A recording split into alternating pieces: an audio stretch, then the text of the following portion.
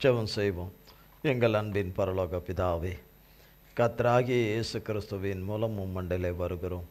தந்தையாகிய தேவனே, இந்த நாளிலே எங்கள் திரியேக பிதா குமாரன் பரிசுத்த ஆவியானவரே, இந்த நாளிலே தந்தையாகிய ஆவியானவர் மூலமாக எங்களுக்கு பேச இருக்கிற வேத வார்த்தைகளும் அவ்வார்த்தையில் இருக்கிற வேத வசனத்தின் மூலமாய் எங்களோடு கூட ஆவியானவராலே எங்களோடு கூட பேசுங்க தகப்பனே. ஆவியானவர் தாமே எங்களோடு கூட பேசி போதித்து உபதேசித்து கிறிஸ்து இயேசுவின் நாமத்தினாலே தகப்பனாகிய ஆவியானவரிடத்திலிருந்து பெற்று வாங்கி புசிக்க கிருபை செய்வீராக. புசித்தது எங்களிலே நன்றாக ஆண்டவரே நாங்கள் அசை போட்டு ஜீரணமாகி உள்ளான மனிதனுக்குள்ளும் வெளியரங்கமாய் இருக்கிற மனிதனுக்குள்ளும் உள்ளும் புறமும் முழுமையாய் ஆண்டவரே உம்முடைய வத்திய வசனங்கள் எங்களிலே வேலை செய்யவும் கிரியை செய்யவும் உமது நோக்கத்தை சித்தத்தை எங்கள் வாழ்க்கையிலே நிறைவேற்றக்கூடிய கிருபையும் பாக்கியத்தையும் உண்டு பண்ணி கொடுக்கவும் உம்முடைய பிள்ளைகளாகிய நாங்கள் உம்மாலை கிருபையாய் மன்னிக்கப்பட்டு மீட்கப்பட்டு ஆண்டவரே விடுவிக்கப்பட்டு ஆண்டவரே எல்லா சிறையிருப்பிலிருந்து நீங்களாக்கி எல்லா அடிமைத்தன நுகத்தடியிலிருந்து நீங்களாகி எல்லா கட்டுகளிலிருந்து நீங்களாகி தகப்பனே உம்முடைய சித்தத்தை மாத்திரம் செய்து வாழ உம்மிலே நிலைத்து மறைந்து வாழ பிரகாசிக்க கிருபை உண்டாக இந்த வார்த்தைகளை எங்களுக்கு ஆசீர்வதித்து தாரும்.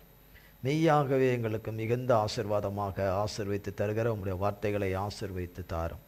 இதிலே நாங்கள் ஒருவரும் இழந்து போகாதபடி விழிப்புடமையாய் அல்லேலூயா நம்பிக்கையுடைய மனதோடு கூட கிறிஸ்துவின் மேல் உள்ள நம்பிக்கையின் மனதோடு கூட மீட்கிறவர் மன்னித்து மீட்டு இறங்கி விடுவிக்கிறவர் மேலே நம்பிக்கை வைத்து விழிப்புடனே உம்மை உற்று நோக்கி பார்த்து உம்முடைய வார்த்தையை ஆவென்று வாங்கி உட்கொள்ளக்கூடிய கிருபையும் பாக்கியத்தையும் எங்களுக்கு உண்டு பண்ணி தருவீராக. வேதத்தில் இதை எழுதி வைத்திருக்கிறீர் ஆண்டவரே. தாவீது ராஜா இதை இப்படியே இந்த வார்த்தையை சொல்லி இருக்கிறார் ஆண்டவரே. உம்முடைய தாசன் யோபு சொல்லியிருக்கிறார். உம்முடைய தாசன் எரோமியா சொல்லியிருக்கிறார் ஆண்டவரே. உம்முடைய வார்த்தையை ஆவென்று வாங்கி உட்கொள்ளத்தக்கதாக அப்படியே உம்முடைய அன்பின் சீசன் யோவானும் இதை சொல்லியிருக்கிறார் ஆண்டவரே. வேதத்திலே இதை பார்க்கிறோம். தேவரேர் அந்த ஸ்லாக்கியம் எங்களுக்குள்ளே உண்டாக பரிசுத்த ஆவியானவர் எங்களுக்கு தகப்பன் கிருபை செய்யும். வார்த்தைகளை எங்களுக்கு ஆசீர்வதித்து கொடுக்க வாங்க ஆவியானவரே. தகப்பனாகிய ஆவியானவரே வாங்க வாங்க வாங்க என்று கிறிஸ்து இயேசுவின் நாமத்தினாலே பாதம் அணிந்து அடைக்கிறோம். சர்வ சாஷ்டாங்கமாக எங்களை தாழ்த்தி ஆண்டவரே உம்மை அடைக்கிறோம். வாரும் ஆவியானவரே பொறுப்படுத்திக் கொள்ளுங்க. மண்ணோட்டை மறைத்து கொள்ளுங்க. மாம்சமும் இரத்தமும் வேதத்தினீர் கொடாதவைகள் ஒன்றும் ஒரு காலமும் என்னிலே காணக்கூடாதபடி வேரோடு தகப்பனாகிய இயேசு கிறிஸ்துவின் நாமத்தின் அக்கினினாலும் தகப்பனாகிய இயேசு கிறிஸ்துவின் மன்னிப்பின் அக்கினினாலும் என்னிலே சுட்டரிக்கப்பட்டு சுட்டரிக்கப்பட்டு சுட்டரிக்கப்பட்டு போவதாக. உம்முடைய நாமத்தின் வல்லமையும் உம்முடைய இரத்தத்தின் அக்கினியும் ஆண்டவரே உம்முடைய கிருபையின் அக்கினியும் அபிஷேகத்தின் கிருபா வரங்களினாலும் உம்முடைய சாரத்தினாலும் உம்முடைய சத்துவத்தினாலும் உம்முடைய நித்திய ஜீவ ஒளியினாலும் உம்முடைய வல்லமினாலும் பலத்தினாலும் உம்முடைய ஆரோக்கியத்தினாலும் உம்முடைய தெய்வீக அன்பினாலும் பலத்தினாலும் எங்களையும் ஆண்டவரே ஆராதனையிலே பங்கு பெறுகிற பிள்ளைகளும் லைவில் இணைந்திருக்கிற ஒவ்வொரு பேரிலும் இறங்கி எங்களை ஆட்கொண்டு நீரே பேசும், நீரே வழிநடத்தும். உம்முடைய நாமம் மட்டுமே மகிமைப்படுவதாக. இயேசு கிறிஸ்துவின் மூலம் ஜெபிக்கிறோம் பிதாவே. ஆமேன் ஆமேன் ஆமேன். கர்த்தருடைய நாமத்திற்கு ஸ்தோத்திரம். கர்த்தராகிய தேவன் கடந்த அநேக வாரங்களாய் நம்மோடு கூட குறித்த காலம் என்கிற வார்த்தையில் பேசிக்கொண்டு வந்தார். இந்த நாளிலே கர்த்தர் நம்மோடு கூட பேசுகிற வார்த்தை அதன் முடிவு நல்லது. கர்த்தருடைய வார்த்தை அதன் முடிவு நல்லது. வார்த்தை அதன் முடிவு நல்லது. கர்த்தரிடத்தில் தேவ பிள்ளைகள் பூமியில் அவரை நம்பி சார்ந்து அவரை நோக்கி கூப்பிடுகிற உண்மையாய் அவரை நோக்கி கூப்பிடுகிற பிள்ளைகள் மற்றவர்கள் மேலே பழியை போட்டுட்டு உன் பாவம் ஓ அக்கிரமம் ஓ மீறுதல் ஓன் கீழ்ப்படியாமல் உன்னுடைய ஒழுங்கின்மை என்று சொல்லி முத்திரை குத்திவிட்டு ஓடி ஓடி போகிறவர்களுக்கல்ல.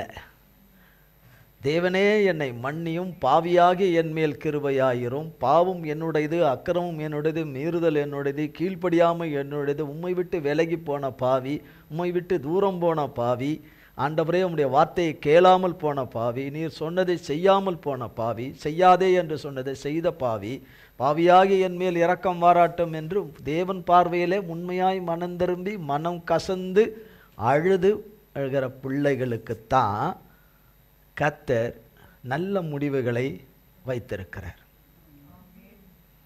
நல்ல முடிவுகளை வைத்திருக்கிறார். கர்த்தராகிய தேவன் வைத்திருக்கிறார். கர்த்தருடைய வார்த்தை பிரசங்கியின் புஸ்தகம் 7ஆம் அதிகாரம் 8ஆம் வசனம்.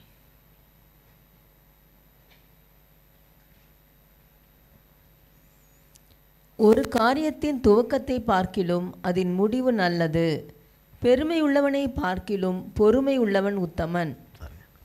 கர்த்தருடைய வார்த்தை நமக்கு கொடுக்கப்பட்டிருக்க தலைப்பு, ஒரு காரியத்தின் துவக்கத்தை பார்க்கிலும் அதன் முடிவு நல்லது.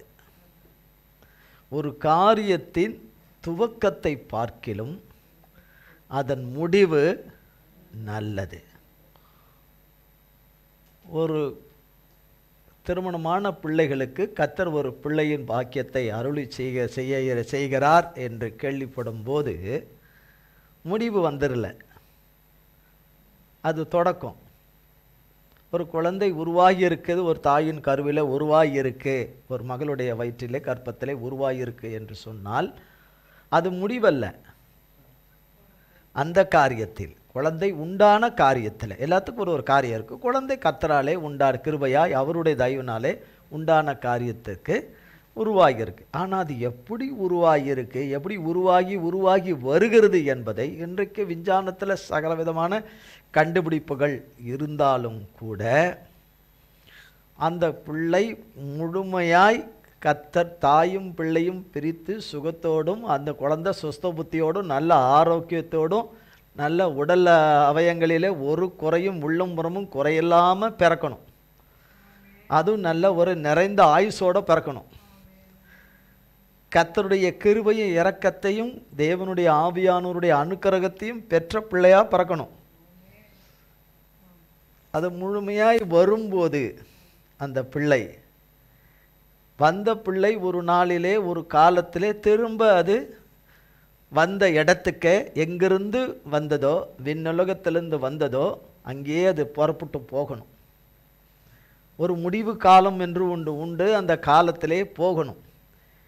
பிறக்கிற எல்லா குழந்தைகளும் அப்படியே போகிறதா என்றால் இல்லை. பிறந்த குழந்தை குழந்தையாய் இருப்பதில்லை.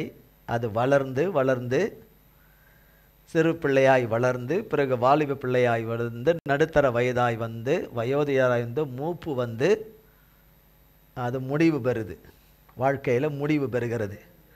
ஆனால் அதனுடைய முடிவு நல்ல முடிவா இல்லையா? நல்ல முடிவு என்ன? சிருஷ்டிகருடைய கரத்திலிருந்து வந்த பிள்ளை சிருஷ்டிகருடைய கரத்துக்கே திரும்ப போகணும். தகப்பன் வீட்டில் இருந்து வந்த பிள்ளை, பரம தகப்பன் வீட்டிலேருந்து வந்த பிள்ளை, ஆண் பிள்ளையோ பெண் பிள்ளையோ வந்த பிள்ளை திரும்ப தேவன் இந்த உலகத்தில் வைத்த பணிகளை எல்லாம் அவராலே முடித்து விட்டு திரும்ப அவரிடத்திலே போய் சேருகிற ஒரு பாக்கியம் வேணும்.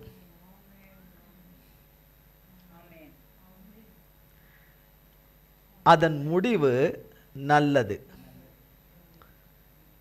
இல்லையா? ஒரு வியாதி வருகிறது, அந்த வியாதியிலிருந்து நீங்கள் பல வகையான பிரயத்தனம் பண்ணி வைத்தியங்களை பார்த்து சுகம் அடைந்தாலும் கூட திரும்ப வருவதற்கு வாய்ப்பு இருக்கு.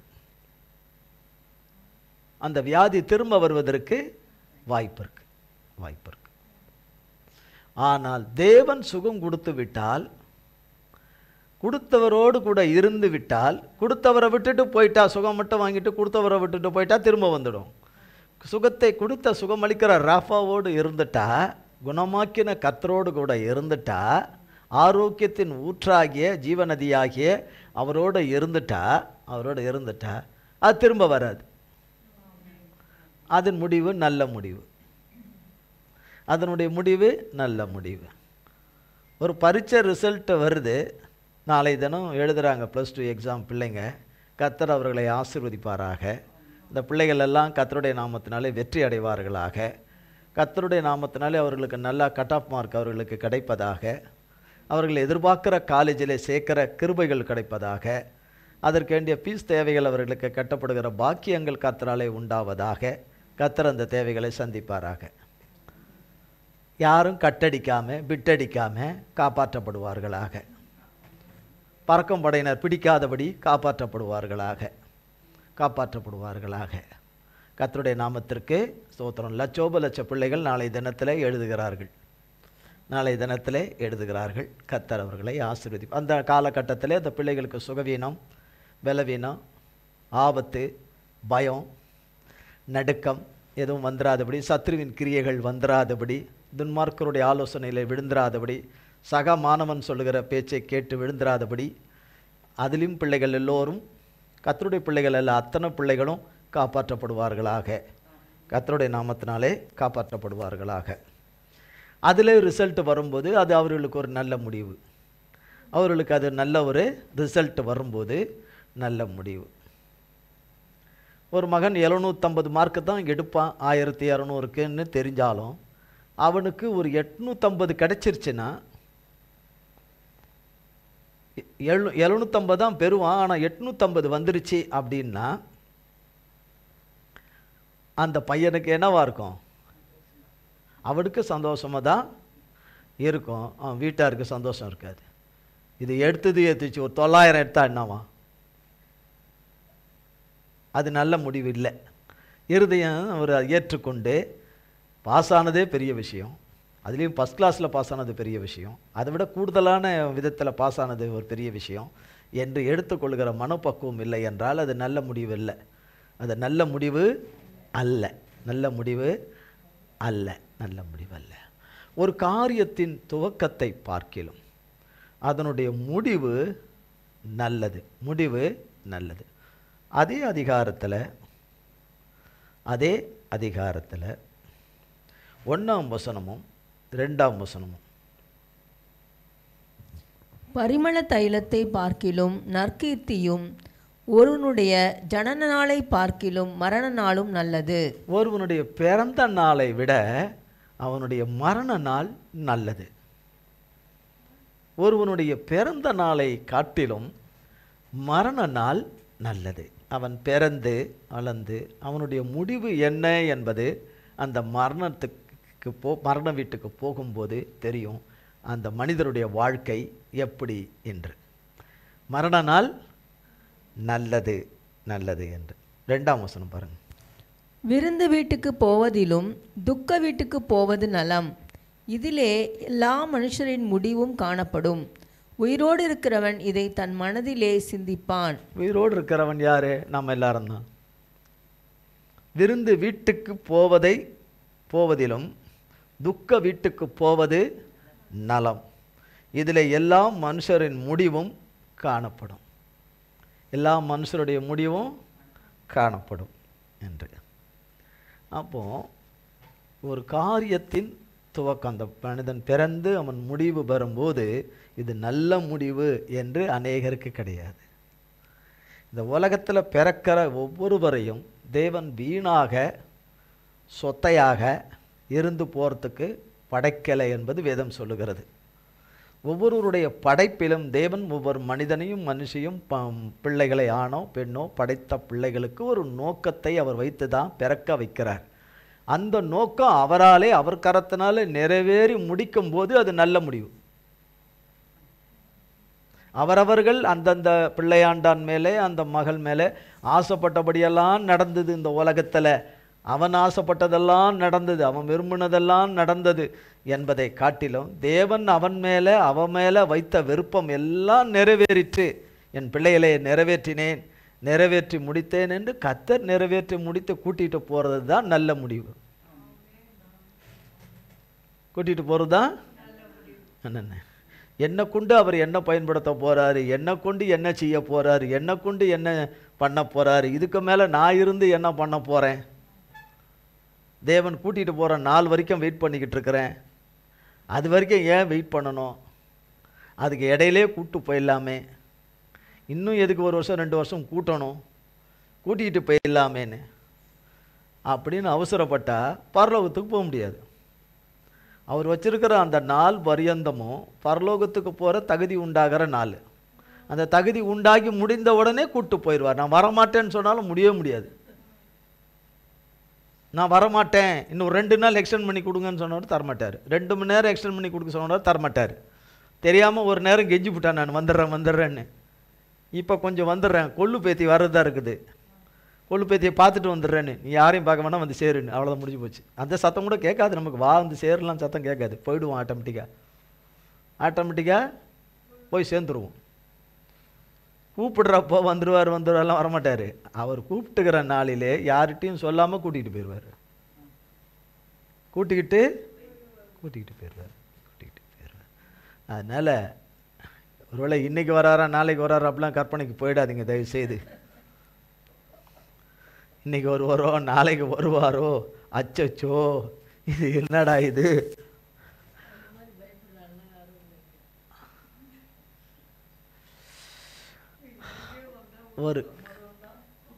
ஒரு காரியத்தின் நாம் அர்ஜென்ட்டு பட்டு போனால் நரகம்தான், பரலோகம் கிடையாது. இப்போ பொருட்டு போனாலும் பரலோகம் கிடையாது, நரகம்தான். அவர் கரெக்டாக கூப்பிட்டு போகிற நாள் தான் கிருபையாய் அவர் நமக்கு வைத்திருப்பாரானால் பரலோகம்தான். அது இல்லை அர்ஜென்ட்டுன்னா நரகம்தான். அதில் டவுட்டே கிடையாது, தெரியாது.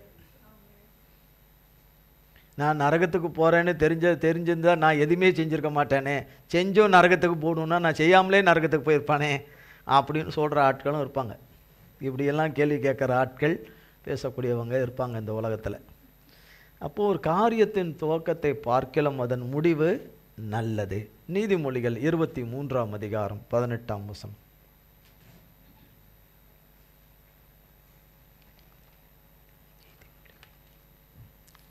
நிச்சயமாகவே முடிவுண்டு, உன் நம்பிக்கை வீண் போகாது. நிச்சயமாகவே முடிவு உண்டு, உன் நம்பிக்கை வீண் போகாது. 24ஆம் நீதிமொழிகள் 24ஆம் அதிகாரம் 14ஆம் வசனம். அப்படியே ஞானத்தை அறிந்து கொள்வது உன் ஆத்துமாவுக்கு இன்பமாயிருக்கும்.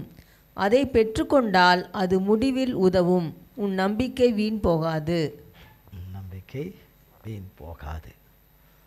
அதன் முடிவு நல்லது என்று சொல்லப்படுகிறது. 2 தீமோத்தேயு 4ஆம் அதிகாரம் 7-8.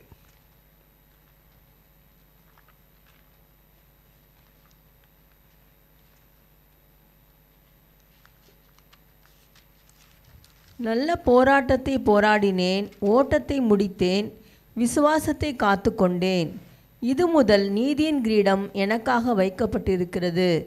நீதியுள்ள நியாயாதிபதியாகிய கர்த்தர் அந்நாளிலே அதை எனக்கு தந்தருளுவார். எனக்கு மாத்திரமல்ல, அவர் பிரசன்னமாகுதலை விரும்பும் யாவருக்கும் அதை தந்தருளுவார். இது யாரு? பவுல், அப்போஸ்தலனாகிய பவுல். சவுலாய் இருந்து பவுலாய் இருந்தவர். அவருடைய காரியத்தை கர்த்தர் துவக்குகிறார். அவரை குறித்த காரியத்தை கர்த்தர் எங்கே துவக்கினார் என்றால், தமஸ்குவின் பட்டணத்துக்கு நேராக அவர் வந்து கொண்டபோது தேவ பிள்ளைகளுக்கு விரோதமாக அவர் குதிரையிலே அவர்களோடு வீரர்களோடு அவர் புறப்பட்டு வரும்போது சடீதிலே தேவனுடைய ஒளி பட்டு குதிரையிலிருந்து கீழே துபீர்னு விழுந்து, தேவன் அவரோடு கூட சவுலே சவுலே என்று தேவன் அவரோடு கூட பேசி அங்கிருந்து ஆரம்பித்த காரியம் துவக்கம் ஆரம்பிக்கிறார்.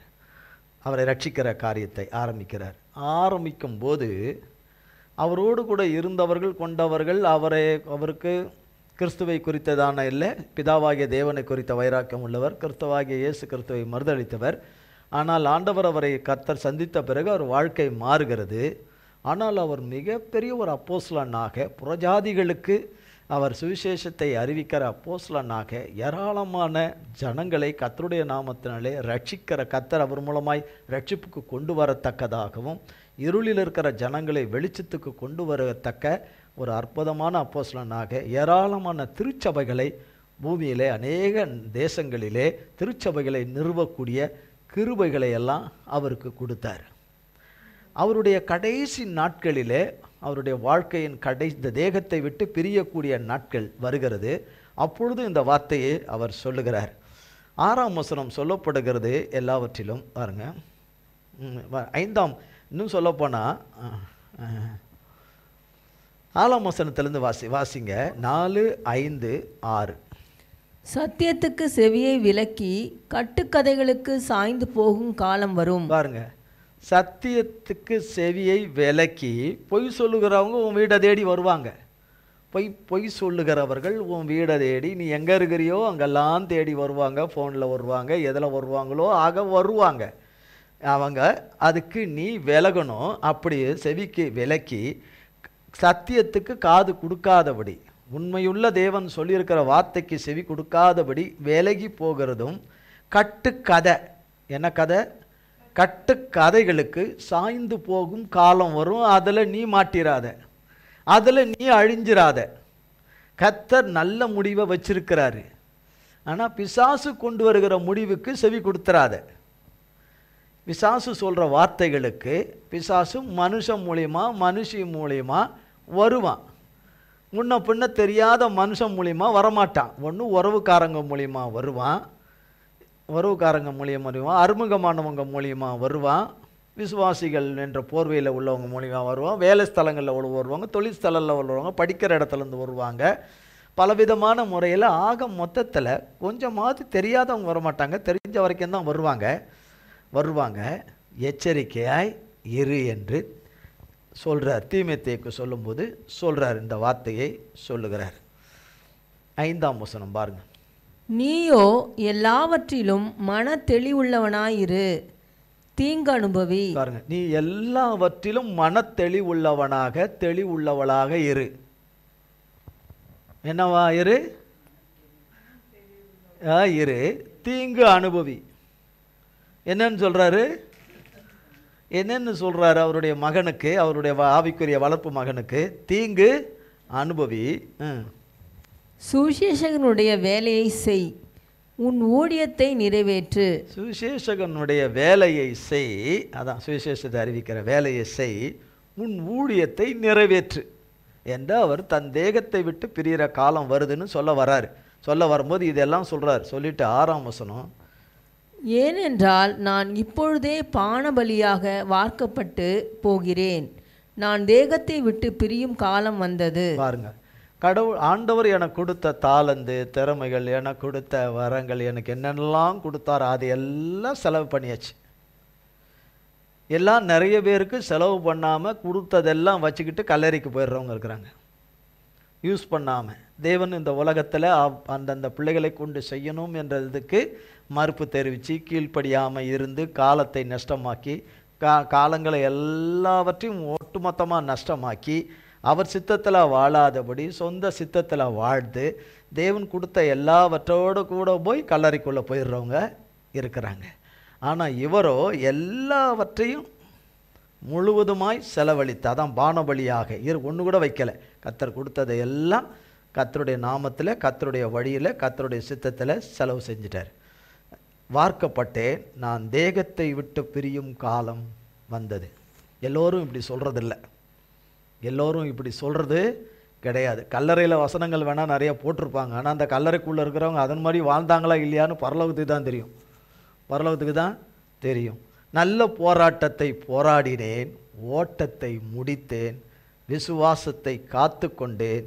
இது முதல் நீதியின் கிரீடம் எனக்காக வைக்கப்பட்டு இருக்குது. ஏசப்பா எனக்கு நீதியின் கிரீடத்தை வச்சிருக்கிறார்.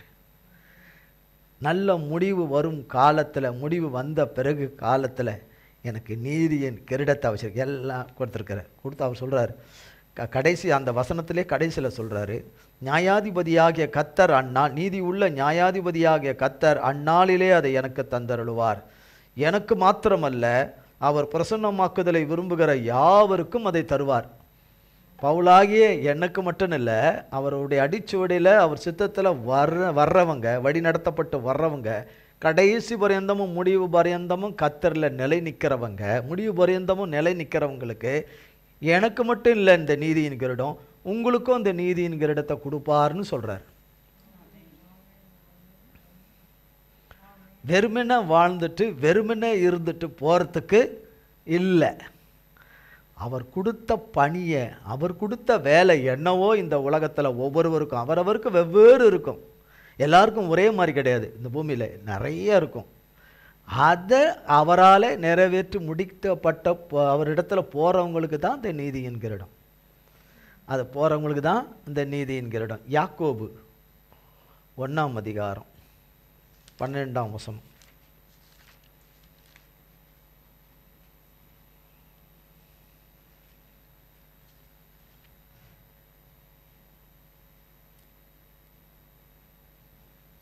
யாக்கோபு 1:12.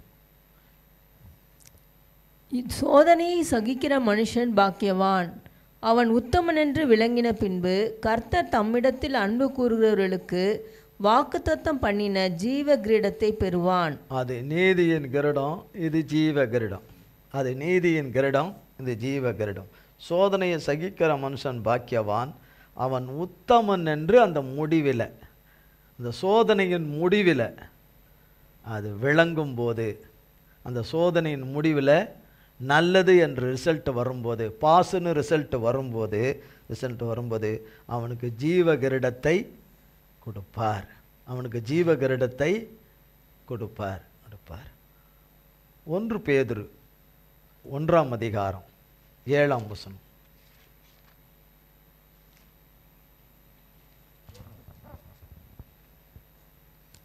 அழிந்து போகிற பொன் அக்கினியினாலே சோதிக்கப்படும், அதை பார்க்கிலும் அதிக விலையேற பெற்றதாயிருக்கிற உங்கள் விசுவாசம் சோதிக்கப்பட்டு இயேசு கிறிஸ்து வெளிப்படும்போது உங்களுக்கு புகழ்ச்சியும் கனமும் மகிமையும் உண்டாக காணப்படும்.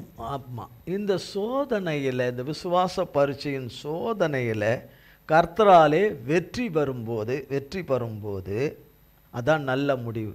அதுதான் நல்ல முடிவு. அந்த நல்ல ரிசல்ட் வரும்போது 3 காரியங்களை சொல்லுகிறார். உங்களுக்கு புகழ்ச்சி. அதுக்கு முன்னாடி என்னென்னவோ வார்த்தைகள் இருக்கும், ஆனால் முடிவில் என்ன கிடைக்கிது? கர்த்தருடையதில் புகழ்ச்சியும், கர்த்தரால் உண்டாகிற புகழ்ச்சியும், கர்த்தரால் மனுஷனுக்கு கிடைக்கிற மனுஷ கணமும் மகிமையும் காணப்படும். 3 கிடைக்கும். 3 கிடைக்கும்ன்றார். ஆனால் அதுக்கு முன்னாடி தீங்கு அனுபவிச்சிருப்பாங்க, பாடு அனுபவிச்சிருப்பாங்க, உபத்திரவங்களை அனுபவிச்சிருப்பாங்க, வேதனைகளை அனுபவிச்சிருப்பாங்க, அவமானங்களை அனுபவிச்சிருப்பாங்க, ஏராளமான தூஷணங்களை அனுபவிச்சிருப்பாங்க, தளவு குனிவுகளை அனுபவிச்சிருப்பாங்க. தளவு குனிவுகளை ஏராளமான பேச்சுக்கு ஆளாயிருப்பாங்க, பழி குற்றச்சாட்டுக்கு ஆளாயிருப்பாங்க. நிறைய காரியங்கள் இருக்கும். சத்ருவின் கிரியைகள், அந்தகார வல்லமைகள், செய்வனை மந்திரம், சூன்யம், சகல விதத்திலையும் எல்லா கண்ணிகள், வலைகள், சுருக்குகள் எல்லாவற்றிலிருந்தும் வறுமை, கஷ்டம், இல்லாமை எல்லாவற்றிலும் அவர்கள் சோதிக்கப்பட்டு பொன்னாய் விளங்கின பிறகு கனமும் புகழ்ச்சியும் கனமும் மகிமையும் அவர்களுக்கு உண்டாகும் என்று பேதுரு தேவனுடைய ஆவியானவராலே எழுதி வைத்திருக்கிறார். இதை நமக்கு எழுதி வைத்திருக்கிறார். யோபின் புஸ்தகம்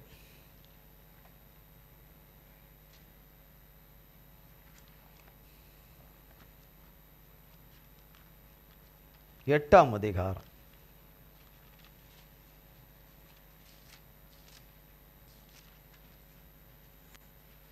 7ஆம் வசனம்.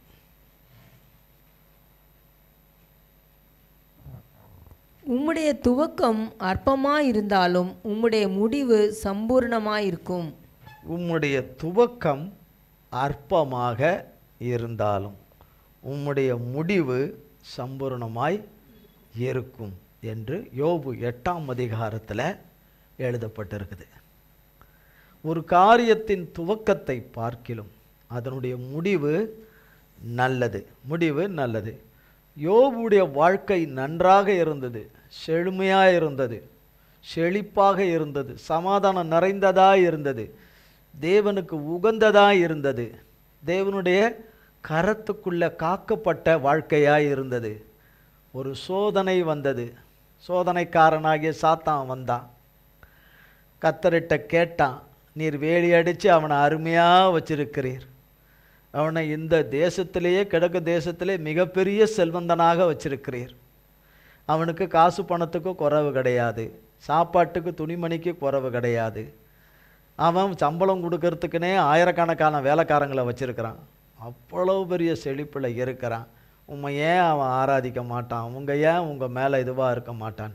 வெறும் அப்படி இல்லை, அவன் எல்லா விதத்திலும் கர்த்தருடைய பார்வையிலே சாட்சி பெற்றவர், கர்த்தராலே சாட்சி பெற்றவர் யோபு. யோபை போல ஒருவன் இந்த பூமியில் கிடையாதுன்னே சொல்லிட்டார். பூமி ரொம்ப பெருசு, உலகம் ரொம்ப பெருசு. அன்றைக்கி எவ்வளோ ஜனத்தொகை இருந்ததோ எனக்கு தெரியாது. ஆனால் அவ்வளவு என்ன இருந்தாலும் கோடிக்கணக்கில் தான் இருந்திருக்காங்க. ஆனால் கோடிக்கணக்காக இருந்த அத்தனை ஜனங்க மத்தியில் எத்தனையோ செல்வந்தர்கள் இருந்திருக்காங்க. எவ்வளோ பெரிய செல்வந்தர்களாக இருந்துருப்பாங்க, இல்லாமலாம் இருந்திருக்க மாட்டாங்க. ஆனால் யோபை போல ஒருத்தனும் கிடையாதுன்ட்டார். அத்தனை பேரும் டிஸ்குவாலிஃபை, யோபு மட்டும்தான்ட்டார். அந்த வகையில் நம்மளை பார்த்தாலும் நம்மளும் டிஸ்குவாலிஃபை தான், இன்றளவும் டிஸ்குவாலிஃபை தான். அப்போ யோபு என்னது, யோபு அவர் யோபுடைய மனைவியை குறித்தெல்லாம் அங்கே அவர் சொல்லலை, சர்டிஃபிகேட்லாம் கொடுக்கல. யோபுக்கு தான் சர்டிஃபிகேட் கொடுக்குறாரு, யோபுக்கு தான் சர்டிஃபிகேட் கொடுக்குறாரு. அப்போ என் தாசனாகிய யோபை போல ஒருத்தர் கிடையாதுன்னு சொல்ல, இன்னொரு 2வது முறையும் சாத்தான் வந்து சொல்லும் போதும் சொல்ல தான் செய்கிறார், என் யோபை போல கிடையாதுன்னு. அப்போ அவன் சேலஞ்சு சொல்கிறான்னு நமக்கு தெரியும், சொல்கிறான், நீர் அந்த வரை அவனுக்கு உண்டானதெல்லாம் பிடுங்கி எடுத்துட்டா, அவனுக்கு உண்டான சொத்து பத்து, அவனுக்கு உண்டான ஆஸ்தி வருமானம் அது இது, அவனுடைய பிள்ளைங்க எல்லாம் மொத்தத்தையும் பிடுங்கி எடுத்துட்டா, அவன் பாருங்க உங்களை தூஷிக்கிறானா இல்லை. என்ன சோதிக்கப்படுற இது சேலஞ்சு, அவன் தூஷிப்பான், யோபு தூஷிப்பான் என்று சாத்தான் சொல்கிறான்.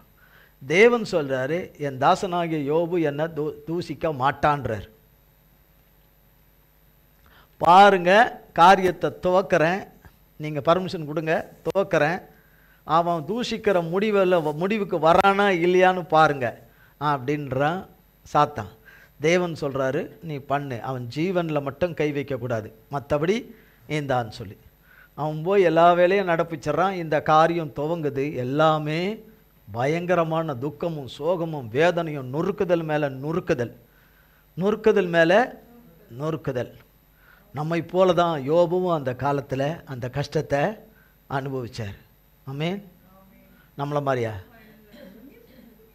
இப்போ சொல்கிறேன் யோபு என்னென்னு, எத்தனையோ முறை இங்கேருந்து சொல்லியிருக்கேன் ஸ்டேஜில், யோபு என்னென்ன கஷ்டம். இப்போ அதெல்லாம் நமக்கு வந்திருக்கான்னு நீங்கள் லிஸ்ட்டு போட்டு சொல்லுங்கள். அவனுக்கு உண்டானது எல்லாம் எடுத்துட்டார், சொத்து பத்து ஆஸ்தி வருமானம் எதுவுமே எல்லாமே எடுத்துட்டார். அப்படி ஆச்சா? எல்லாமே எடுத்துட்டார், ஒன்று விடாமல். அப்படி நடந்திருக்கா? இல்லை, எல்லாம் கம்ப்ளீட்டாக எடுத்துட்டார். அவன் பிள்ளைங்க எல்லாத்தையும் எடுத்துட்டார், உயிரோடவே இல்லை, பிள்ளைங்க உயிரோட கூட இல்லை. அவனுக்கு உண்டான வேலைக்காரங்களை பாதி பேர் உயிரோட கூட கிடையாது, எல்லாரும் காலி, எல்லாம் காலி. அவன் வீடும் நொறுங்கிட்டு இடிஞ்சு விழுந்துட்டு, வீடும் நொறிஞ்சு விழுந்துட்டு, மனைவி மட்டும்தான் இருக்குது, மனைவி மட்டும்தான் இருக்குது. அப்போ யோபு தன் வாயினால் பாவம் செய்யவில்லை. மனுஷனுடைய பார்வையில் யோபுடைய வாழ்க்கை, அவன் செய்த பாவத்தில் அக்கிரம ரகசிய பாவங்கள் எல்லாமே ரகசியம்தான். எல்லா ரகசிய பாவங்கள் வெளியரங்கமானதே கிடையாது, எல்லாம் ரகசியம்தான். எல்லாம் ரகசியமாக எல்லாம் பண்ணி பண்ணி பண்ணி பண்ணி மனைவிக்கு மறைச்சி, பிள்ளைங்களுக்கு மறைச்சி, ஊர்காரங்களுக்கு மறைச்சி, பட்டணத்துக்காரங்களுக்கு மறைச்சி, அந்த நகரத்தாருக்கு மறைச்சி, அங்கே இருக்கிற தலைவர்களுக்கு மறைத்து, அவனுக்கு வேண்டியவங்களுக்கு மறைச்சி, அவன் கர்த்தர் கண்ணுக்கு மட்டும் மறைக்க முடியாது. அவன் செய்த பாவத்தை இனி பொறுக்க மாட்டாதபடி தேவன் அடிச்சிட்டாருன்னு. அப்படி தான் நம்மளை போல தான் எல்லாம் சொன்னாங்க யோபுக்கு. யோபுக்கு அத்தனை பேரும் ஒன்று விடாமல் சொன்னாங்க, இன்னும் அதிகமாக சொன்னாங்க. அந்த காரியத்தை பார்க்கும் பொழுது யோபுடைய காரியம் முடிந்த காரியம், சமாதி கட்டின காரியம். அவன் தேவனை தூஷிக்கலை. திருப்பியும் வரான் சாத்தான்னு தெரியும், திருப்பியும் வரான் சாத்தான் வந்து சொல்கிறான். அப்பவும் தேவன் சொல்கிறார், என் யோபு மேலே நீ வைத்தாயோ, வந்து அதே வார்த்தையை சொல்கிறார் திருப்பியும், என் யோபு போல் கிடையாதுன்னு சொல்லிட்டு. இது பரவாயில்ல. இன்னொன்று இதெல்லாம் உடம்பை தொட்டா அவனுடைய சுகமே அவனுக்கு இல்லாதபடி செஞ்சிட்டா. அவனுக்கு உடம்புல ஒரு சுகம் இருக்கக்கூடாது, ஒரு பலன் இருக்கக்கூடாது. அவனுக்கு உடம்பு பூரா பற்களால் நிறைச்சிட்றேன், சொறியினால் நிறைச்சிட்றேன், அவனுக்கு உடம்பெல்லாம் புழு வரும்படி செஞ்சிட்றேன் அப்படின்னு சொல்லாமல் அப்படி தான் தோட்டான். அப்படி தான். அப்போ பாருங்கள், கண்டிப்பாக அவங்கள என்ன பண்ணிவிடுவான், தூஷித்து உயிரை விட்டுருவான். அந்த முடிவு அவனுக்கு வருதா இல்லையான்னு பாருங்கள். சரின்றாரு, போய் பாருன்னு. தேவன் யோபு மேலே வச்ச நம்பிக்கை வீண் போகலை. நம்ம மேலே வச்ச நம்பிக்கை புஷ்ஷுன்னு போயிடுச்சு. என்ன ஆயிடுச்சு? புஷ்ஷுன்னு போயிடுச்சு. கொஞ்ச நேரம் நின்றுச்சுன்னு கூடன்றது கூட கிடையாது, புஷ்ஷுன்னு போயிடுச்சு. ஒன்றும் இல்லாமல் போயிடுச்சு, புகையாக போயிடுச்சு. யோபுது அப்படியா? இல்லை. நம்ம யோபு வேற சொல்கிறதுக்கே நமக்கு முதல்ல அருகதை இல்லை. யோபு பாவம் செய்யாதவர், அக்கிரமம் செய்யாதவர், மீறுதல் செய்யாதவர், பொல்லாப்பு செய்யாதவர், பொல்லாப்புக்கு விலகினவர், தேவனுக்கு பயப்படுகிறவர், சன்மார்க்கன், தேவனுக்கு பயப்படுகிறவர், தேவனுக்கு பயப்படுகிறவர். அவர்கிட்ட துர்க்குணம் என்பதே கிடையாது. துர்க்குணம் என்பது கலாத்தியரில் எழுதப்பட்டிருக்கிற அந்த துர்க்குணங்கள் ஒன்று கூட அவர்கிட்ட கிடையாது. சாத்தான் குணம் ஒன்று கூட அவர்கிட்ட கிடையாது.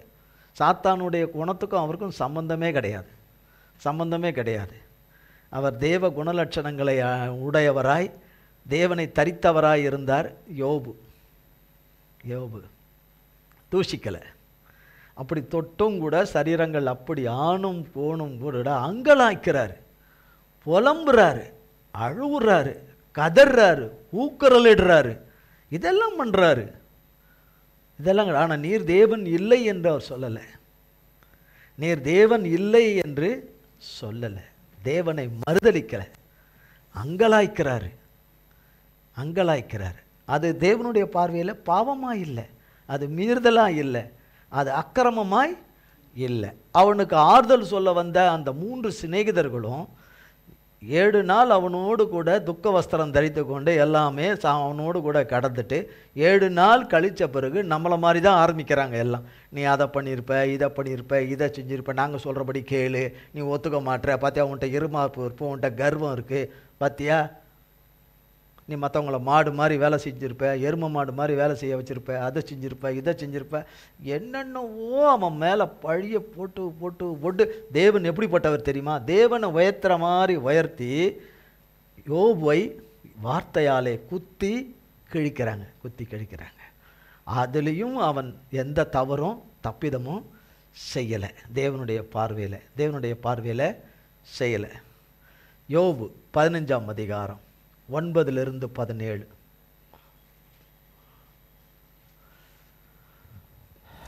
நாங்கள் அறியாத எந்த காரியத்தை நீர் அறிந்திருக்கிறீர். எங்களுக்கு விளங்காத எந்த காரியமாவது உமக்கு விளங்கியிருக்கிறதோ. உம்முடைய தகப்பனை பார்க்கிலும் பெரிய வயதுள்ள நரைத்தோரும் விருதாப்பியரும் எங்களுக்குள் இருக்கிறார்களே. தேவன் அருளிய ஆறுதல்களும் உம்மோடே சொல்லப்படுகிற மிருதுவான பேச்சும் உமக்கு அற்ப காரியமாய் இருக்கிறதோ. யார் பேசுறான்னா தோமானியனாகிய எலிப்பாஸ் என்பவன், யோபுடைய 3 ஃப்ரெண்டில் ஒருத்தன். எலிப்பாஸ் என்பவன் இந்த வார்த்தையை பேசுகிறான். என்னன்னு பேசுகிறான்? நாங்கள் அறியாத எந்த காரியத்தையும் நீர் அறிந்திருக்கிறீரோ. நமக்கு தலைப்பு என்ன? ஒரு காரியத்தின் துவக்கத்தை பார்க்கிலும் அதன் முடிவு நல்லது. யோபில் துவங்கின இந்த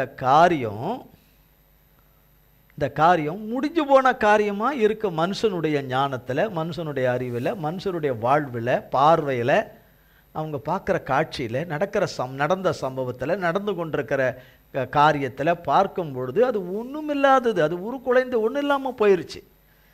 இனி அதில் ஒரு துளிர் வந்து அது துளுத்து வளர்ந்து வர்றதெல்லாம்ன்றதெல்லாம் ஆகாத காரியம், நடக்காத காரியமாக இருக்குது. அதனால் என்ன இது காரியம், எதனால் இப்படி நடந்தது, என்ன? யோபு அங்கலாய்க்கிறார். ஆனால் ஃப்ரெண்டுங்க சொல்கிறாங்க, நாங்கள் அறியாத எந்த காரியத்தை நாங்கள் அறிஞ்ச மாதிரி நீர் என்ன அறிஞ்சிருக்கிறீர் அப்படின்னு கேட்குறாங்க அவரை பார்த்து. நாங்கள் அறியாத எந்த காரியத்தை நீர் விசேஷமாக என்ன உன் தேவனோடு கூட நீ அறிஞ்சிட்டேன்னு சொல்கிற, அறிஞ்சிருக்கிறேன். எங்களுக்கு விளங்காத எந்த காரியமாவது உனக்கு விளங்கியிருக்கா அப்படின்னு கேட்குறாங்க அவரை பார்த்து. அந்த கேள்வியை கேட்குறாங்க. அவர் எந்த நிலையில் இருக்கிறாரு? எலும்பும் தோளும் பல்ல மூடுறதுக்கு உதற பிடிச்சி இழுத்து மூடுறாரு. உடம்பு கண்ணு எல்லாம் புழு இருக்குது, புழு வச்சிருக்கு. உடம்பெல்லாம் சொறி, சிறங்கு அதில் இருக்கிறார். எல்லாவற்றையும் ஒட்டு மொத்தமாக இழந்த நிலைமையில், பறி கொடுத்த நிலைமையில் இருக்கிறார். பரியாசமும் ஏளனமும் கேலியும் கிண்டலும், மனுஷருடைய வார்த்தைகள், உறவினர்களுடைய தார்மாரான வார்த்தைகள், ஏன் உயிரோடு இருக்கிற மனைவி உள்பட, ஏன் உயிரோடு கூட இருக்கிற, ஏன் உயிரோடு கூட இருக்கிற, இன்னைக்கும் அதே தான் மனுஷன் பண்ணுவான். உயிரோடு கூட ஏன் இருக்கிற, வெளியில் அப்படி சொல்லாட்டி கூட உள்ளே இருப்பாங்க. எதுக்கு இவன் உயிரோடு வருவான், செத்துட்டானா நல்லாயிருக்கும், இருக்கிற நஷ்டம் ஆகிறது இன்னும் குறைஞ்சிரும், பிரச்சனைகளை எப்படி வேணாலும் தீர்த்துக்கலாம், முதல்ல செத்து ஒழிஞ்சானா நல்லாயிருக்கும், இவனால தான் அவனால தான் அவளால் தான் என்று சொல்லுகிறவர்கள் இந்த பூமி முழுசும் நிறைஞ்சிருக்கிறார்கள். பூமி முழுசும் நிறைந்திருக்கிறார்கள். அப்போ உனக்கு என்ன தெரியும் அப்படின்றாங்க. அடுத்து சொல்கிறாங்க, உம்முடைய தகப்பனை பார்க்கிலும் வயசு அதிகம். யோபுடைய அப்பாவை, உங்கள் தகப்பனை காட்டிலும் பெரிய வயதுள்ள நரைத்தோரும் விருதாபியரும் எங்களுக்குள்ளே இருக்கிறாங்க, இன்னும் உன்னை விட உங்கள் அப்பாவை விட வயசானவங்களாம் இருக்கிறாங்க. அப்படி இருக்கும்போது உனக்கு என்ன பெருசாக தெரியும் கொள்ளுன்ற வார்த்தையை பேசுகிறாங்க என்ன சொல்லிட்டு. அடுத்தது, தேவன் அருளிய ஆறுதல்களும் உம்மோடு சொல்லப்படுகிற மிருதுவான பேச்சும் உமக்கு அற்ப காரியமாக இருக்கிறதோ. இவங்க பேசுகிற வார்த்தைகள் மிருதுவான பேச்சு என்று சொல்லுகிறார்கள். இந்த எலிப்பாஸ் என்பவன் சொல்கிறான், நாங்கள் பேசுகிறது மிருதுவான வார்த்தை, ஆனால் தேவனுடைய பார்வையில் கோபம் மூளக்கூடிய வார்த்தைகள் இது. தேவனுக்கு கோபம் மூண்டு அழிக்கக்கூடிய வார்த்தைகள். இந்த பேசுகிற எலிப்பாஸ் எல்லாம் அழிக்கிற வார்த்தைகள், அழிச்சிடணும்னு நினைக்கிற வார்த்தைகள் இவனுங்க பேசுகிறது. ஆனால் இது தேவனுக்கு பிரியமாக இருக்கும், தேவன் அதுக்கு சப்போர்ட் பண்ணுவார், தேவன் அதுக்கு ஓகே பண்ணுவார்ன்ற எண்ணப்போல பேசுகிறாங்க. அடுத்தது 12ஆம் வசனம். உம்முடைய இருதயம் உம்மை எங்கே கொண்டு போகிறது? உம்முடைய கண்கள் நெறித்து பார்க்கிறது என்ன? தேவனுக்கு விரோதமாக உம்முடைய ஆவியை எழுப்பி உம்முடைய வாயிலிருந்து வசனங்களை புறப்பட பண்ணுகிறீர். மண்ணானவன் பரிசுத்தமாய் இருக்கிறதற்கும் ஸ்ரீனிடத்தில் பிறந்தவன் நீதிமானாய் இருக்கிறதற்கும் அவன் எம்மாத்திரம். இதோ தம்முடைய பரிசுத்தவான்களையும் அவர் நம்புகிறதில்லை, வானங்களும் அவர் பார்வைக்கு சுத்தமானவைகள் அல்ல. அநியாயத்தை தண்ணீரைப் போல குடிக்கிற மனுஷன் எத்தனை அதிகமாய் அருவருப்பும் அசுத்தமுமாய் இருக்கிறான். உமக்கு காரியத்தை தெரிய பண்ணுவேன், என்னை கேளும், நான் கண்டதை உமக்கு விவரித்து சொல்லுவேன். உமக்கு காரியத்தை தெரிய பண்ணும். தெரியாது இது எதுக்கு நடந்துகிட்டு இருக்குன்னு. யோபு வாழ்க்கையில் நடந்துருச்சு, இப்படியும் நடந்துகிட்டும் இருக்குது என்பது யோபுக்கே தெரியாது, உத்தமனாகிய யோபுக்கே தெரியாது. ஆனால் இவர் காரியத்தை சொல்லுவாராம், இவர் காரியத்தை சொல்லுவாராம், காரியத்தை நான் உங்களுக்கு சொல்கிறேன் அப்படிங்கிறார். யோபு 16ஆம் அதிகாரம், யோபு 16ஆம் அதிகாரம் 1 இந்த பகுதியில் 16ஆம் அதிகாரத்தில் யோபு பேசுகிறார். 16 இப்போ எலிப்பாஸ் பேசிட்டு இருந்தான், இப்போ யோபு பேசுகிறார். 16ஆம் அதிகாரம் 1-15. அதற்கு யோபு பிரதியுத்தரமாக, இப்படிப்பட்ட அநேக காரியங்களை நான் கேட்டிருக்கிறேன், நீங்கள் எல்லாரும் அலட்டுண்டாக்குகிற தேற்றரவாளர். சொல்றாரு பாருங்க, அலட்டு உண்டாக்குற, அலட்டு என்னை தேத்துற மாதிரி வரீங்க, எனக்கு ஆறுதல் சொல்கிற மாதிரி வரீங்க, என்னை காயத்தை கட்டுற மாதிரி வர மாதிரி வரீங்க, என் காயத்தை ஆத்துற மாதிரி வரீங்க, ஆத்தலை இருக்கிற உயிரை பிடுங்கிட்டு போகிற மாதிரி வரீங்க, உயிரை பிடுங்கி எடுக்கிற மாதிரி வரீங்க. சொல்ல வருது என்னன்னா, அது என்னென்னா இது என்னென்னா அது என்னென்னு சொல்கிறாங்களே எல்லாரும், அது என்ன சொல்ல வருது என்னென்னா, கொஞ்சம் இப்படி பண்ணி பாருங்களேன், கொஞ்சம் வேற ஒன்றும் இல்லை, உங்களுக்காக தான் அப்படி சொல்கிறான், உங்களுக்காக தான் அப்படி சொல்கிறேன். இன்றைய மனிதர் சொல்கிறது போல தான் அவர்களும் அதே போல் சொல்லுகிறார்கள். அது சொல்கிறார், அனல் உண்டாக்குகிற அலட்டுகிற தேற்றரவாளன், உங்களுக்கு ஒரு பேரை வைக்கிறேன்னு ஒரு பேரை வைக்கிறார். 3ஆம் வசனம். காற்றை போன்ற வார்த்தைகளுக்கு முடிவிராதோ? இப்படி நீ உத்தரவு சொல்ல உனக்கு துணிவு உண்டானதென்ன? உங்களைப் போல நானும் பேசக்கூடும். நான் இருக்கும் நிலைமையில் நீங்கள் இருந்தால் நான் உங்களுக்கு விரோதமாக வார்த்தைகளை கோத்து உங்களுக்கு எதிரே என் தலையை துலுக்கவும் கூடும். ஆனாலும் நான் என் வாயினால் உங்களுக்கு திடன் சொல்லுவேன், என் உதடுகளின் அசைவு உங்கள் துக்கத்தை ஆற்றும். நான் இருந்த நிலைமையில நீங்கள் இருந்தீங்கன்னான்றார். நான் இருந்த நிலைமையில நீங்கள் இருந்தா ஒருவேளை நான் தலையை துளுக்க கூட கூடும், ஆனாலும் கூட என் வாயினால் உங்களுக்கு திடன் சொல்லுவேன், தைரியமான வார்த்தைகளை சொல்லுவேன், ஜீவனுள்ள தேவனுடைய வார்த்தைகளை சொல்லுவேன். எப்படி சொல்லுவேன்? மடிஞ்சிராதபடி. ஒருவர் பேசுகிற வார்த்தையில் சிலர் மடிஞ்சிருவாங்க, இறந்துருவாங்க. சிலர் பேசுகிற வார்த்தையில் ஆத்துமா முறிஞ்சிரும், ஆவி முறிஞ்சிரும். அந்த மாதிரி தான் நான் நிறைய பார்க்குறேன், முறிஞ்சிரும், அடுன்னு முடிஞ்சிரும். தேவன் எண்ணெயை ஊற்றியிருப்பார் என்னால், அபிஷேக எண்ணெயை ஊற்றிருப்பார் என்றால் அது தாங்கி உயிரோடு இருக்கும், இல்லைன்னா உயிரோடு இருக்காது, உயிரோட இருக்காது. அன்றைய நிலைமை எப்படி இருக்கும்? இன்றைக்கு அப்படி இருக்குது. அன்றைய நிலைமை எப்படி இருக்கும் சொல்கிறார். திடன் சொல்லுவேன், என் உதடுகள் அசைவு உங்கள் துக்கத்தை ஆற்றும். 6. நான் பேசினாலும் என் துக்கம் ஆறாது. நான் பேசாமல் இருந்தாலும் எனக்கு என்ன ஆறுதல்? இப்போது அவர் என்னை இளைத்து போக செய்தார். என் கூட்டத்தை எல்லாம் பாழாக்கினீர். இப்போ பாழாக்கினீர் யாரை சொல்கிறார்? இப்போ கர்த்தரை சொல்கிறார். இப்போ யோபு சொல்கிறாரு. என்னன்னு சொல்கிறாரு?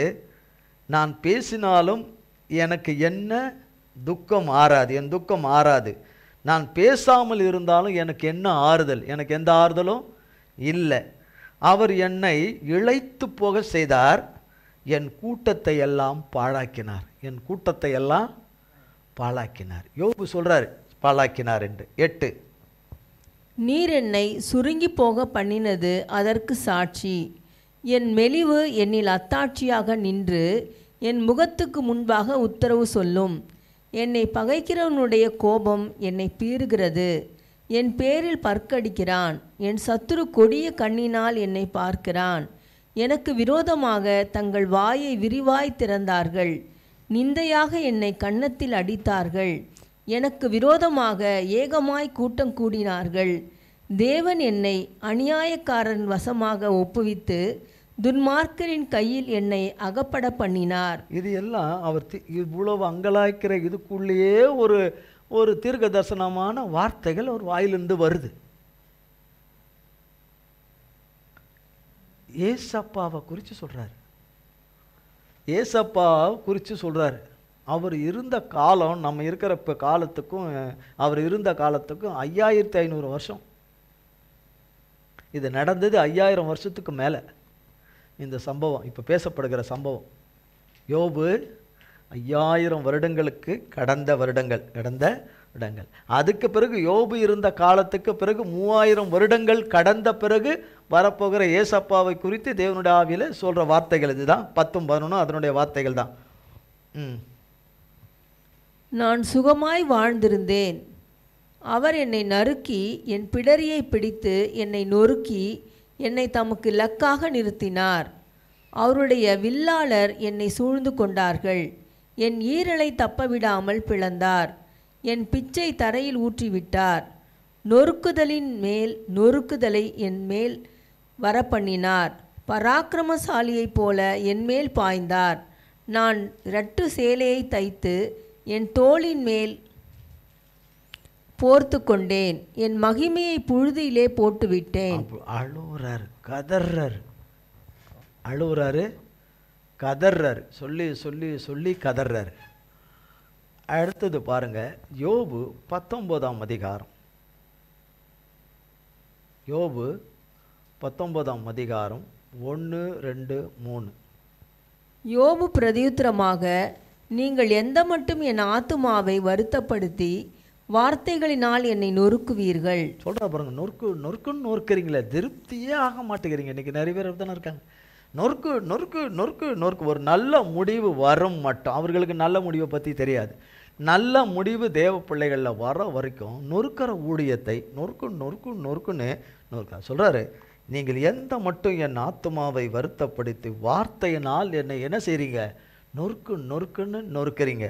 என்ன 3, இப்போதும் 10 தரம் என்னை நிந்தித்தீர்கள். நீங்கள் எனக்கு கடின முகம் காண்பிக்கிறதினால் உங்களுக்கு வெட்கம் இல்லை. கடின முகத்தை காட்டுறீங்க. என்ன காட்டுறீங்க? கடின முகத்தை காட்டுறீங்க. உங்களுக்கு எண்ணம் இல்லை.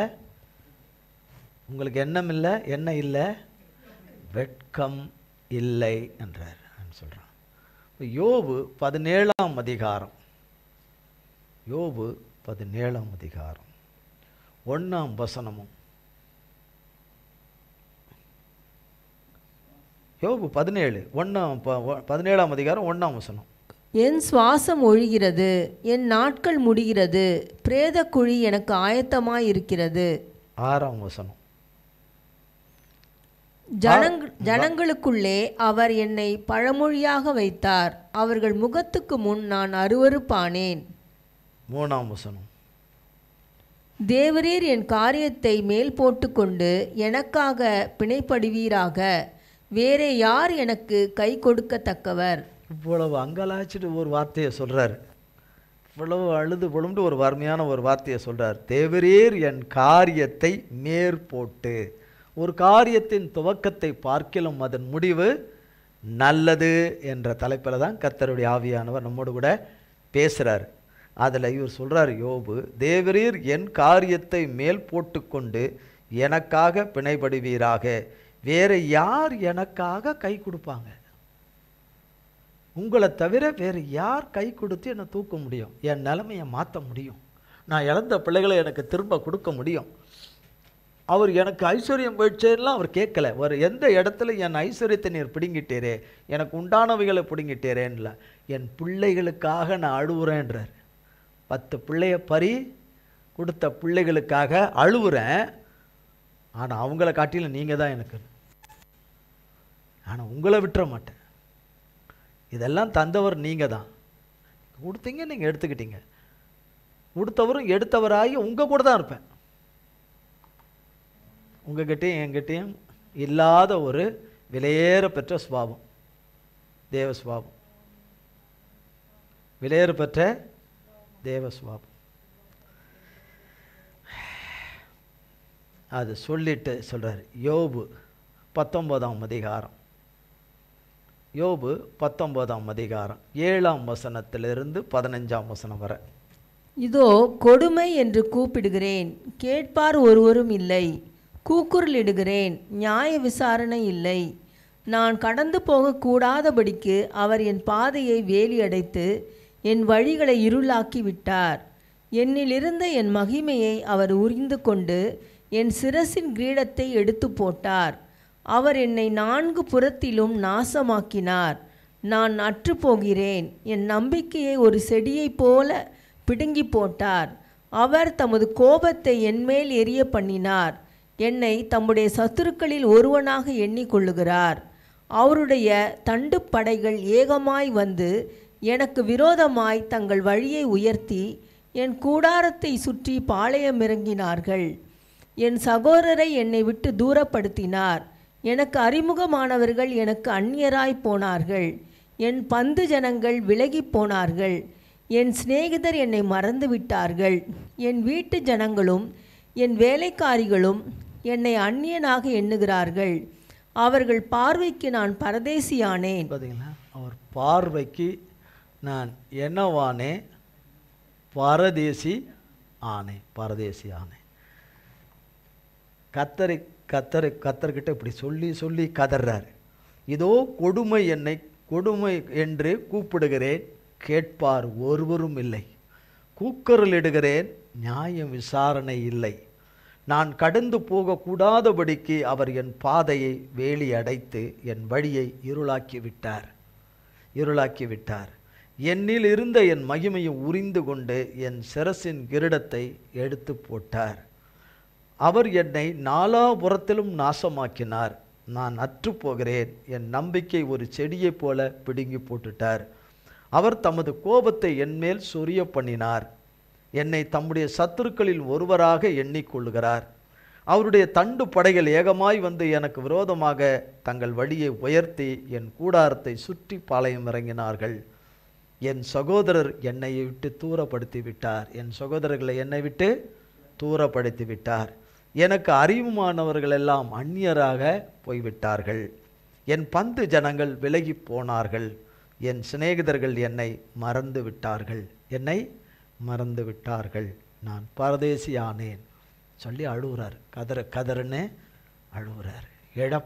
இழப்பின் மேல் இழப்பு.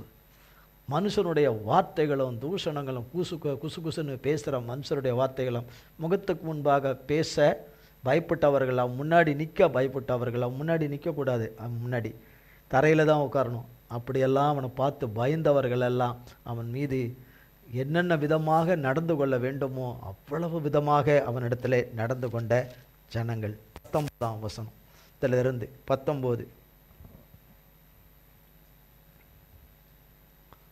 19ஆம் வசனம். அவன் ஜனத்துக்குள்ளே 19ஆம் வசனம், அது 19ஆம் அதிகாரம் 19ஆம் வசனம். என் பிராண சிநேகிதர் எல்லாரும் என்னை வெறுக்கிறார்கள். நான் சிநேகித்தவர்கள் எனக்கு விரோதிகளானார்கள். என் எலும்புகள் என் தோலோடும் என் மாம்சத்தோடும் ஒட்டி கொண்டிருக்கிறது.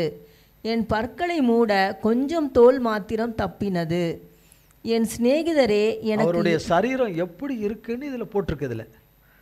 நம்ம சும்மா மேலோட்டமாக படிச்சுட்டு திரும்ப நம்ம எல்லாம் முடிச்சுட்டு திருவந்தம் முடிச்சுட்டு கர்த்தர் கிருபையில் ஏசாப்பாவை 2 முறை அப்படி நினச்சி பார்த்துட்டு ஏசாப்பாவை இங்கே விட்டுட்டு நம்ம கடந்து போயிடுவோம். அவரவர் பிள்ளைங்க கர்த்தர் பிள்ளைங்க கடந்து போயிடுவாங்க. ஆனால் யோசித்து பாருங்கள், என் எலும்புகள் என் தோளோட ஒட்டியிருக்கு. எலும்பில் தோல் ஒட்டியிருக்குன்னா எப்படி இருக்கும்? சதையே இல்லை. உச்சந்தலையிலேருந்து கட்டவல் வரைக்கும் அவருக்கு சதையே இல்லை. இப்போ எவ்வளவு கொடுமையாக இருக்கும். என்ன என் மாம்சத்தோடு ஒட்டி கொண்டிருக்கிறது. என் பற்களை மூட கொஞ்சோண்டு தோல் இருந்தது. பல்ல மூடுறதுக்கு மேல் உதடு கொஞ்சம் ஒரு உதடு மட்டும் இருந்தது என்று சொல்கிறார். என் சிநேகிதரை வாசிங்க 21 என் சிநேகிதரே எனக்கு இறங்குங்கள். தேவனுடைய கை என்னை தொட்டது. தேவனைப் போல நீங்களும் என்னை துன்பப்படுத்துவானேன். என் மாம்சம் பட்சிக்கப்பட்டாலும் நீங்கள் திருப்தி அற்றிருக்கிறது என்ன? நான் இப்பொழுது சொல்லும் வார்த்தைகள் எழுதப்பட்டால் நலமாயிருக்கும். அவைகள் ஒரு புஸ்தகத்தில் வரையப்பட்டு அல்லது என்றைக்கும் நிலைக்க அவைகள் கருங்கல்லிலே உளிவெட்டாகவும் ஈய எழுத்தாகவும் பதிந்தால் நலமாயிருக்கும். என் மீட்பர் உயிரோடு இருக்கிறார் என்றும் அவர் கடைசி நாளில் பூமியின் மேல் நிற்பார் என்றும் நான் அறிந்திருக்கிறேன். இந்த என் தோல் முதலானவை அழுகி போன பின்பு நான் என் மாம்சத்திலே இருந்து தேவனை பார்ப்பேன். அவரை நானே பார்ப்பேன். அந்நிய கண்கள் அல்ல, என் கண்களே அவரை காணும். இந்த வாஞ்சையால் என் உள்ளந்திரியங்கள் எனக்குள் சோர்ந்து போகிறது. காரியத்தின் மூலம் எனக்குள் கண்டுபிடிக்கப்படுகையில் நாம் ஏன் அவனை துன்பப்படுத்துகிறோம் என்று நீங்கள் சொல்ல வேண்டியதாமே. அவ்வளோதான்.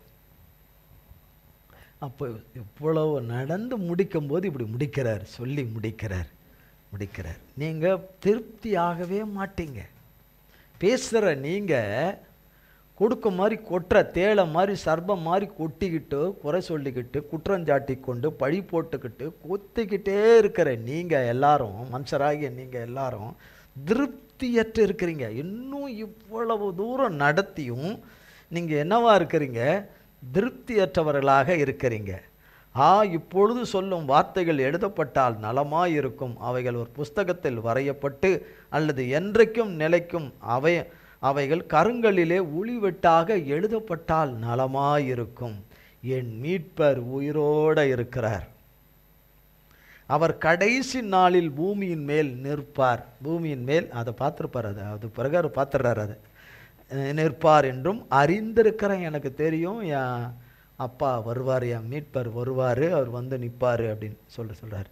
இந்த தோல் முதலான இப்போ தோல் ஒட்டி இருக்குது. இது என்ன இருப்போம்? அழுகி போச்சுன்னா எங்கேருந்து மாம்சம் இருக்கும்? ஆனால் சொல்கிறார், ஆனாலும் நான் மாம்சத்திலிருந்து தேவனை பார்ப்பேன். நான் மரித்த பிறகு தேவனை பார்ப்பேன்லாம் சொல்ல.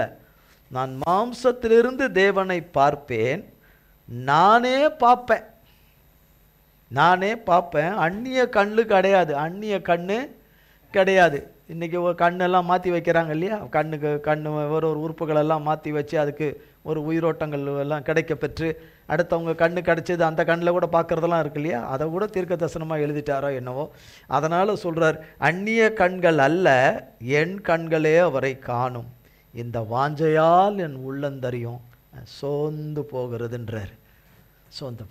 மற்ற மனுஷனுக்கு மற்ற மனுஷிக்கு அதன் முடிவு தெரியாது. தேவன் கொடுக்கும் முடிவு நல் முடிவு தெரியாது. ஒரு காரியத்தின் துவக்கத்தினுடைய நல்ல முடிவு, தேவனால் வருகிற முடிவு தெரியாது. ஆனால் யோபு அறிந்தவராய் இருந்ததுனால தான் யோபு 42 அதிகாரம் 5 வசனம் 5, 6, 7. என் காதினால் உம்மை குறித்து கேள்விப்பட்டேன். இப்பொழுதோ என் கண் உம்மை காண்கிறது. ஆகையால் நான் என்னை அருவருத்து தூளிலும் சாம்பலிலும் இருந்து மனஸ்தாபப்படுகிறேன் என்றான். கர்த்தர் இந்த வார்த்தைகளை யோபோடே பேசின பின் கர்த்தர் தேமானியனான எலிப்பாசை நோக்கி, உன் மேலும் உன் 2 சிநேகிதர் மேலும் எனக்கு கோபம் மூளுகிறது. என் தாசனாகிய யோபு பேசினது போல் நீங்கள் என்னை குறித்து நிதானமாய் பேசவில்லை. சொல்றாரு பார்த்தீங்களா? அந்த நண்பர்களை குறித்து இந்த இடத்துல சொல்றாரு 42ஆம் அதிகாரத்தில், நீங்கள் நிதானமாக பேசலை, கோபம் மூட்டும்படியாக பேசியிருக்கீங்க, உங்களை நான் கொன்று போடும்படியாக நீங்கள் பேசியிருக்கீங்க. யோபுக்கிட்ட நீங்கள் அப்படி பேசுனீங்க. யோபுக்கிட்ட என்ன சொன்னீங்க? தேவனை நல்லா உயர்த்தி தேவனை நல்லா மகிமைப்படுத்துகிற மாதிரி தேவனை இது குறித்து எல்லாம். ஒரு காரியத்தை துவக்கிற கர்த்தருக்கு தான் அந்த காரியத்தை குறித்து தெரியும். அந்த காரியத்தின் முடிவை கர்த்தத்தில் வைத்திருக்கிற கர்த்தருக்கு தான் அதனுடைய முடிவு தெரியும். அந்த காரியத்தை துவக்கி அந்த காரியத்தை முடிக்கும்படியாக எவரை நடத்துகிறாரோ அவர்களுக்கு தான் அவர் சொல்லி நடத்துவார். மற்றவர்களுக்கு அதை அறிய பண்ணவே மாட்டார். அதனால தான் அந்த 3 நண்பர்களால் சொல்ல முடியல. ஆனால் அவரை விசுவாசிக்கிற நம்புகிற யோபுவால் தேவனுடைய ஆவியில் சொல்ல முடியுது. என் தகப்பன் வருவார், இந்த நிலைமையை மாற்றுவார், என்னிலிருந்து எடுக்கப்பட்டதை எல்லாம் எனக்கு பல மடங்காக எனக்கு திரும்ப தாங்கன்னு அவர் கேட்கவே இல்லை. அவர் நீங்கள் எங்கேனாலும் அந்த அதிகாரம் முழுசும் அவர் எனக்கு அதை திரும்ப கொடுத்துருங்க, அந்த பிள்ளைங்களை திரும்ப கொடுத்துருங்க, என் 10 பிள்ளைய திரும்ப கொடுத்துருங்க, நான் இழந்த எல்லாவற்றையும் என்ன சொத்து பார்த்து என்னென்ன இருக்கோ எல்லாம் எனக்கு திரும்ப கொடுங்க, எனக்கு இத்தனை மடங்கு கொடுங்க, அத்தனை மடங்கு கொடுங்க, நீ எனக்கு இழந்த அத்தனை காளைகளை எல்லாம் கொட்டகம் நல்லா குதிரை கழுத எல்லாத்தையும் எனக்கு கொடுங்க. எதுவுமே கேட்கல. என் மீட்பரை பார்ப்பேன், எல்லாம் பண்ணுவார். அவர் என்னை நினைத்தாலே, என்னை அவர் பார்த்துட்டாலே, நான் இருக்கிற இந்த நிலைமையே அவர் பார்த்துட்டாலே, இப்போ அவர் தெரியும், அவர் அனுமதிச்சுதான் இது நடக்குது, பார்த்துட்டாலே, அவர் என்னை நினைச்சிட்டாலே, நான் எதையெல்லாம் இழந்தேன்னு இந்த உலகம் சொல்லுதோ அதையெல்லாம் எனக்கு பல மடங்காக திரும்ப கொடுத்துருவார். அவர் கேட்கவே இல்லை, ஆயுசு காலம் முதல் கொண்டு கேட்கல, எல்லாமே கொடுத்துட்டார். 4 மடங்கு ஆயுசு காலத்தை கொடுத்துட்டார். 4 மடங்கு ஆயுசு காலத்தை கூட்டி கொடுத்துட்டார். 4 மடங்கு. அவர் 4 முறை பிறந்து வந்திருந்தாருன்னா எவ்வளோ காலம் வந்திருப்பாரோ அது மாதிரி 4 மடங்கு ஆயுசு காலத்தை கூட்டி கொடுத்துட்டார். பல மடங்கு அவருக்கு ஆசீர்வாதத்தை அள்ளி கொடுத்துட்டார். கொடுத்து அவரோடு கூட யோபோடு இருந்தார். யோபு கர்த்தரோடு கூட இருந்தார். எல்லாவற்றுக்கும் ஒரு காரியத்தின் துவக்கத்தை காட்டிலும் அதன் முடிவு நல்லது. அதனுடைய முடிவு வரும்போது தான் யோபுக்கு கர்த்தர் நல்ல முடிவை கொண்டு வரும்போது, யோபுக்கு விரோதமாக எழும்பினவர்களை எல்லாம் கொள்ளுங்கன்னு சொல்லலை. யோபு சொல்லவே இல்லை. ஆனால் அத்தனை பேரும் யோபுக்கு முன்னாடி நிற்க மாட்டாதபடி போய் இந்த தேவனே தேவன் என்று அறிந்து கொண்டவர்களும் அங்கே இருப்பாங்க. அறிந்து இந்த தேவன் தான் எனக்கு வேணும்னு ஏற்றுக்கொண்டவர்களும் இருப்பாங்க. இந்த தேவனுக்கு முன்னாடி நிற்க முடியாது என்று போனவங்களும் இருப்பாங்க. தூஷித்தவர்களும் ஏளனமனர்களும் பரிகாசவர்களும் உதறி தள்ளிட்டு போனவர்களும் அவனை மறந்து போனவர்களும் அவனை பரிகாசம் பண்ணவர்களுடைய நிலைமை என்னவாச்சுன்னு எனக்கு தெரியாது. ஆனால் கர்த்தர் யோபோடு இருந்தார்.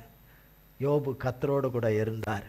அவருக்கு ஒரு நல்ல முடிவை கர்த்தர், அவர் நினைச்சு பார்க்க முடியாத முடிவை கொடுத்தார். அவர் வாழ்நாளை முழுவதும் ஆசீர்வதித்து கொடுத்தார். அவன் பிள்ளைகளின் பிள்ளைகளை 4 தலைமுறைகளை காண கிருபை செய்தார். கர்த்தருக்கு கோடி கோடி ஸ்தோத்திரம். ஒரு காரியத்தின் துவக்கத்தை பார்க்கிலும் அதனுடைய முடிவு நல்லது. ஆமேன். கர்த்தர் இந்த வார்த்தைகளை நம் ஒவ்வொருவருக்கும் பல கோடி மடங்காய் ஆசீர்வதிப்பாராக. ஜெபம் செய்வோம். எங்கள் அன்பின் பரலோக பிதாவே, கர்த்தராகிய இயேசு கிறிஸ்துவின் மூலம் உம்மண்டலே வருகிறோம். தந்தையாகிய தேவனை, இந்த நாளிலும் வேளையிலும் உம்முடைய நீங்காத கிருபையின் பிரசன்னத்தினாலே நிறைத்து உமது பலத்தையும் சத்துவத்தையும் கொடுத்து உமது நாமத்தினாலே திட நம்பிக்கையை கொடுத்து நல் உத்வேகத்தையும் ஆண்டவரே சுகத்தையும் ஆரோக்கியத்தையும் சத்துவத்தையும் கொடுத்து ஆவியானவராகிய தகப்பனுடைய அனுக்கிரகத்தை கொடுத்து இந்த நாளின் ஆண்டவரே ஊழியத்தை நடத்தும்படி உமது கிருபையாலே நிறைவேறும்படி கிருபை செய்த தயவுக்காய் கோடி ஸ்தோத்திரம். இந்த நாளிலே உம்முடைய ஆராதனையிலும் உம்முடைய நாமம் மகிமைப்பட்டதற்காய் ஸ்தோத்திரம். உம்முடைய வார்த்தையை தந்து ஆசீர்வதித்ததற்காய் ஸ்தோத்திரம். பங்கு பெற்ற பிள்ளைகள் யாவரும் உம்மால் ஆசீர்வதிக்கப்பட்டிருப்பார்களாக. ஸ்தோத்திர வழியிலே நீர் மகத்தான காரியங்களை செய்திருப்பீர். அதற்காய் கோடி கோடி ஸ்தோத்திரம். இன்னுமாய் ஆண்டவரே கிருபையும் இரக்கமாய் இருந்து உடைய பிள்ளைகளுடைய எங்கள் எல்லா தேவைகளை சம்பூர்ணமாய் சந்தித்து எல்லா குறைவுகளை மகிமையின் ஐஸ்வர்யத்திலே நிறைவாக்கி சிறையிருப்புகளை திருப்பி மீட்டு விடுவித்து ரட்சித்து உம்முடைய நல்வார்த்தைகளை தீவிரமாய் நிறைவேற்றி உம்முடைய நாமத்தை உம்முடைய பிள்ளைகள் ஒவ்வொருவரிலும் நிறைவேற்றுவீராக. ஒவ்வொருடைய ஜீவனும் ஆண்டவரை பிரயாணங்களும் உம்முடைய பார்வையிலே அருமையாய் இருப்பதாக. கண்மணியாய் ஒவ்வொருவரையும் காத்து வழிநடத்தும். உம்முடைய கல்வாரி இரத்தத்துக்குள்ளே எங்கள் அத்தனை பேரையும் ஒப்பு கொடுக்கிறோம். இயேசு கிறிஸ்துவின் மூலம் ஜெபிக்கிறோம் பிதாவே.